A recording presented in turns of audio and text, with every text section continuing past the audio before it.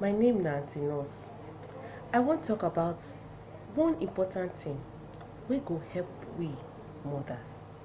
Last month we celebrate World Breastfeeding Day.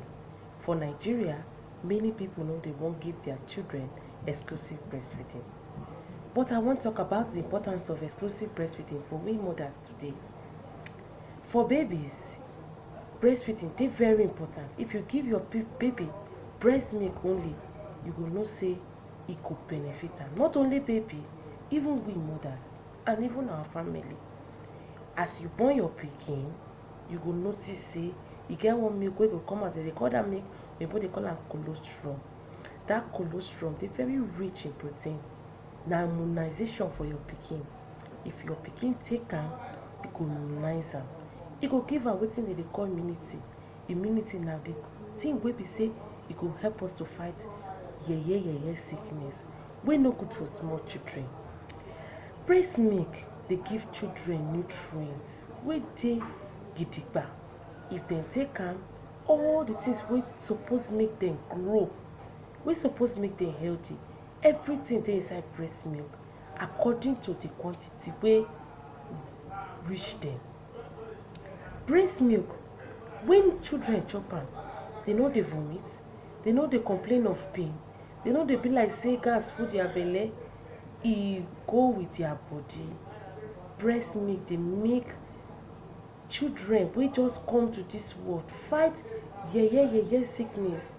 E dey give dem wetin oyinbo dey call antibody. The immunization wey dey the mama body, e go transfer am to the baby. The pikin go dey healthy. If fever pass, e no go catch am. If diarrhea pass, e no go catch am. If vomiting pass, e no go catch am. The pikin go dey fight infection because of this breast milk wey dey come from im mama body. E get wetin oyinbo dey call allergy, wetin people dey call asthma. This asthma, if pikin dey take food wey no be breast milk, e go develop this asthma. But pikin wey dey suck breast milk, all this asthma, eczema, craw, ela wey dey pikin body, children wey dem feed breast milk well belle full, dem no dey get that kind thing. And we go notice say children wey dem dey give breast milk, dem dey sharp well. Dem dey develop as dem suppose develop. If dem suppose crawl the time wey dem suppose crawl, dem go crawl. If dem suppose walk when dem suppose walk, dem go walk. And their brain dey sharp. For school, na dem dey carry first, na dem dey brilliant. Breast milk dey help children well. If children dey shitty, your neighbor children dey shitty, children wey dem dey give breast milk no dey shit anyhow, because they don collect their mama immunity. Their immunity dey very strong. Dem fit fight any infection. Even when you dey give your pikin breast sef, na so una go dey play love. Una go bond together 5 and 6. And e dey help children with their temperature. They no go dey hot today, tomorrow dey cold. No be only children na im breastfeeding good for. Exclusive breastfeeding dey help mama too, because e dey help us save money wey you go take buy milk. Tin of milk dem go tell you 2,000 something. For 6 months, you know how much that money be. Breast milk dey help them to save money. Even family planning dey help you plan your children. You no go born full another pikin, you no go wear pampers for 2 children at the same time. If you dey give your pikin breast milk, exclusive breast milk, e no go help you get belle anyhow. You go space your children. Another thing, e go help you and your pikin bond. You as a mama, you go dey calm, because when you dey feed your pikin, e dey release one hormone wey dey promote love. Na so una go dey do lovey. And also e dey help make woman come back to shape. All your belle go enter back. Most importantly, breast milk, women wey dey feed their children exclusive breastfeeding, they no dey get breast cancer anyhow.